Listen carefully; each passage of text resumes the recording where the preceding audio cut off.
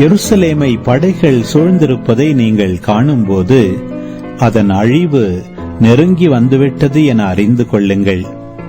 அப்போது யூதேயாவில் உள்ளவர்கள் மலைகளுக்கு தப்பி ஓடட்டும், நகரத்தின் நடுவில் உள்ளவர்கள் வெளியேறட்டும், நாட்டுப்புறங்களில் இருப்பவர்கள் நகரத்துக்குள்ளே வரவேண்டாம், ஏனெனில் அவை பழிவாங்கும் நாள்கள்.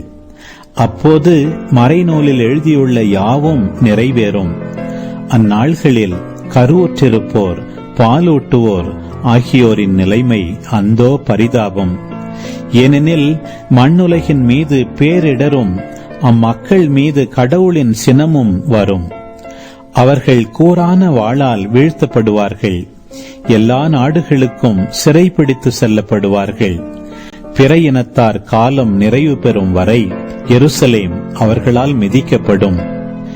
மேலும் கதிரவனிலும் நிலாவிலும் விண்மீன்களிலும் அடையாளங்கள் தென்படும். மண்ணுலகில் மக்களினங்கள் கடலின் கொந்தளிப்பின் முழக்கத்தினால் கலங்கி என்ன செய்வதென்று தெரியாது குழப்பமடைவார்கள். உலகிற்கு என்ன நேருமோ என எண்ணி மனிதர் அச்சத்தினால் மயக்கமுறுவர். ஏனெனில் வான்வெளி கோள்கள் அதிரும். அப்போது மிகுந்த வல்லமையோடும் மாட்சியோடும் மானிட மகன் மேகங்கள் மீது வருவதை அவர்கள் காண்பார்கள்.